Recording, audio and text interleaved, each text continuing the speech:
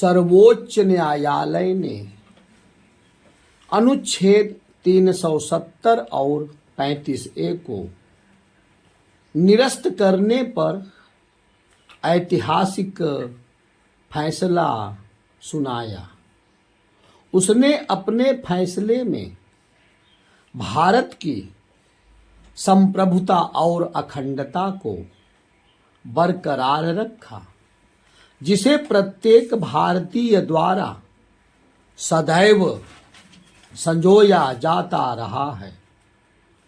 Supreme court का यह कहना पूरी तरह उचित है कि 5 अगस्त 2019 को हुआ निर्णय संवैधानिक एकीकरण को बढ़ाने के उद्देश्य से लिया गया था, ना कि विघटन के उद्देश्य से। उसने यह भी माना कि अनुच्छेद 370 का स्वरूप स्थायी नहीं था।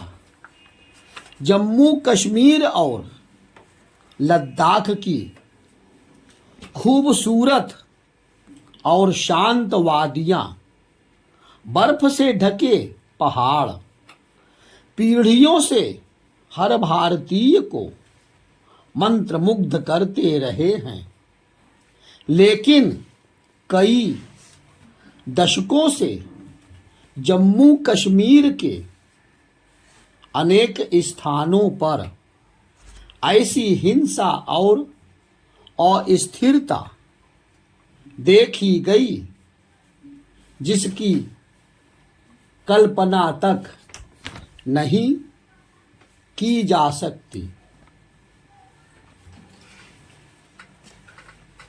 आजादी के समय तत्कालीन राजनीतिक नेतृत्व के पास राष्ट्रीय एकता के लिए एक नई शुरुआत करने का विकल्प था, लेकिन इसके बजाय भ्रमित दृष्टिकोण जारी रखने का निर्णय लिया गया। इससे राष्ट्रीय हितों की अनदेखी हुई। मेरी सदैव यह अवधारणा रही कि जम्मू कश्मीर एक राजनीतिक मुद्दा नहीं, बल्कि समाज की आकांक्षाओं को पूरा करने के बारे में था। डॉक्टर श्यामा प्रसाद मुखर्जी नेहरू मंत्रिमंडल में बने रह सकते थे, फिर भी उन्होंने कश्मीर मुद्दे पर मंत्रिमंडल छोड़ दिया और आगे की कठिन राह चुनी। इसकी कीमत उन्हें अपनी जान देकर चुकानी पड़ी, पर उनके बलिदान से करोड़ों भारतीय कश्मीर मुद्दे से भावनात्मक रूप से जुड़े। इसी तरह अटल जी ने इंसानियत, जमहूरियत और कश्मीरियत का जो प्रभावी संदेश दिया, वह सदैव प्रेरणा का स्रोत रहा। जम्मू कश्मीर में जो कुछ हुआ वह राष्ट्र और वहाँ के लोगों के साथ एक बड़ा विश्वासघात था। अनुच्छेद 370 और 35A जम्मू कश्मीर और लद्दाख के सामने बड़ी बाधाओं की तरह थे। इन अनुच्छेदों के कारण एक ही राष्ट्र के लोगों के बीच दूरियां पैदा हो गईं। मैं इसे लेकर बिल्कुल स्पष्ट था कि जम्मू कश्मीर के लोग अपने बच्चों के लिए ऐसा जीवन चाहते हैं जो हिंसा और अनिश्चितता से मुक्त हो। जम्मू कश्मीर के लोगों की सेवा करते समय हमने 3 बातों को प्रमुखता दी। नागरिकों की चिंताओं को समझना, सरकार के कार्यों के माध्यम से आपसी विश्वास का निर्माण करना तथा निरंतर विकास को प्राथमिकता देना। 2014 में कश्मीर में विनाशकारी बाढ़ आई, जिससे घाटी में बहुत नुकसान हुआ।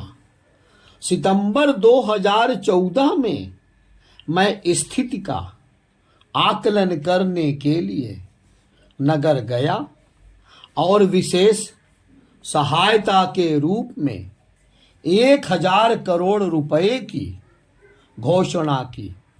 इससे यह संदेश गया कि हमारी सरकार वहाँ के लोगों की मदद के लिए संवेदनशील है।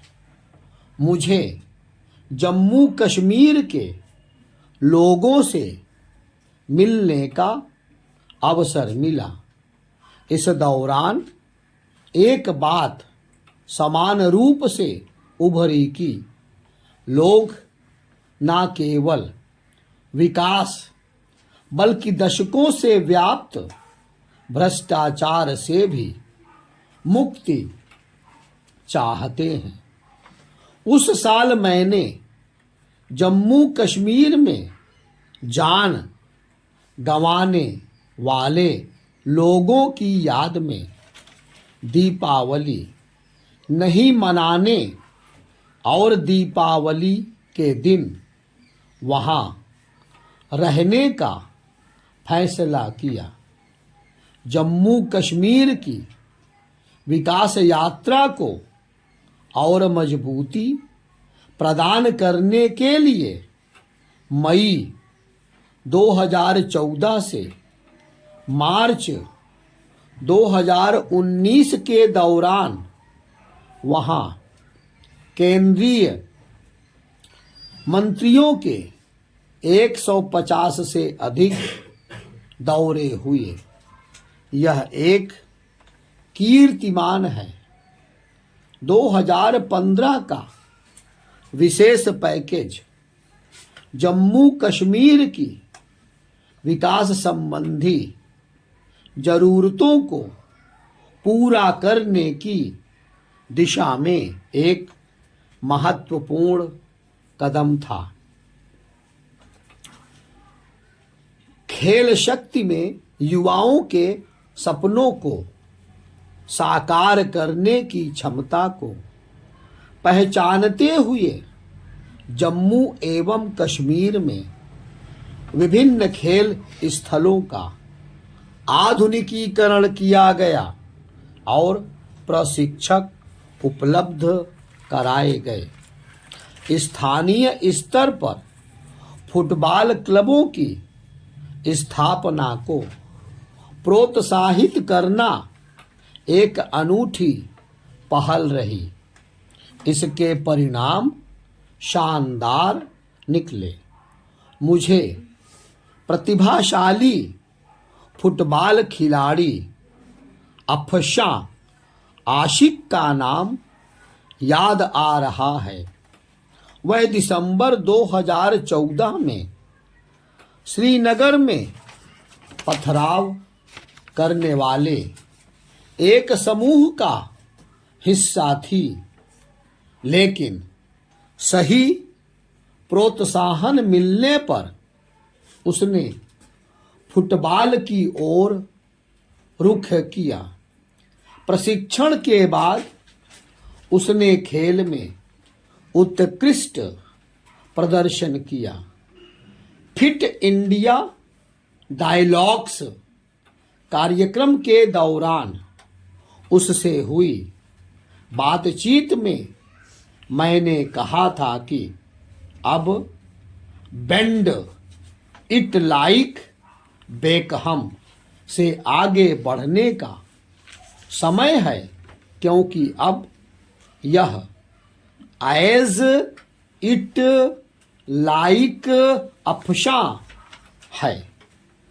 अब अन्य युवाओं ने किक बॉक्सिंग, कराटे और अन्य खेलों में अपनी प्रतिभा दिखानी शुरू कर दी है। एक समय हमारे सामने या तो सत्ता में बने रहने या अपने सिद्धांतों पर अटल रहने का विकल्प था। हमने अपने आदर्शों को प्राथमिकता दी। पंचायत चुनावों की सफलता ने जम्मू कश्मीर के लोगों की लोकतांत्रिक प्रकृति को इंगित किया।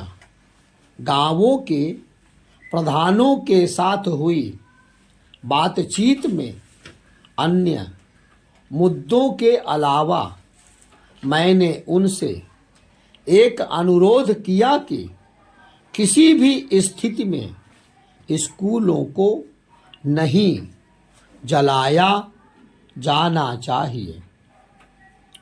मुझे खुशी हुई कि इसका पालन किया गया। जब स्कूल जलाए जाते हैं तो सबसे ज़्यादा नुकसान बच्चों का होता है। 5 अगस्त 2019 का ऐतिहासिक दिन हर भारतीय के दिल और दिमाग में बसा हुआ है। तब से जम्मू कश्मीर और लद्दाख में बहुत कुछ बदलाव आया है।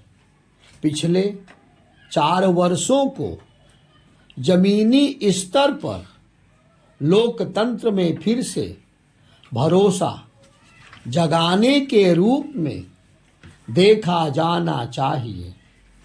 महिलाओं, आदिवासियों, अनुसूचित जाति, अनुसूचित जनजाति और समाज के वंचित वर्गों को उनका हक नहीं मिल रहा था।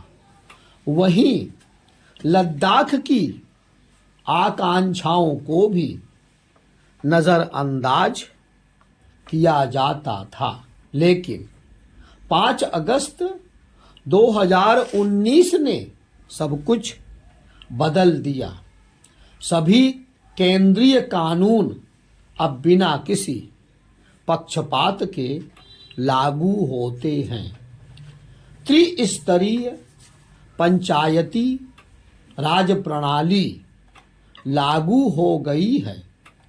बीडीसी चुनाव हुए हैं और शरणार्थी समुदाय जिन्हें लगभग भुला दिया गया था, उन्हें भी विकास का लाभ मिलना शुरू हो गया है। केंद्र सरकार की प्रमुख योजनाओं ने 100% लक्ष्य हासिल किया है। इससे वित्तीय समावेशन में प्रगति हुई है। स्वास्थ्य सेवा क्षेत्र में भी बुनियादी ढांचे का विकास किया गया है। सभी गांवों ने खुले में शौच से मुक्त ODF प्लस का दर्जा प्राप्त कर लिया है। सरकारी रिक्तियां जो कभी भ्रष्टाचार और पक्षपात का शिकार होती थी, पारदर्शी और सही प्रक्रिया के तहत भरी गई है।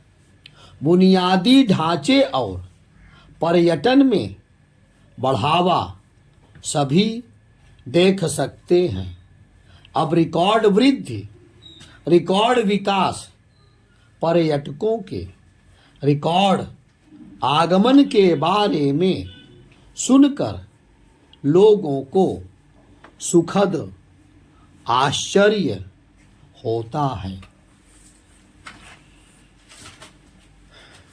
सुप्रीम कोर्ट ने 11 दिसंबर के अपने फैसले में एक भारत श्रेष्ठ भारत की भावना को मजबूत किया है।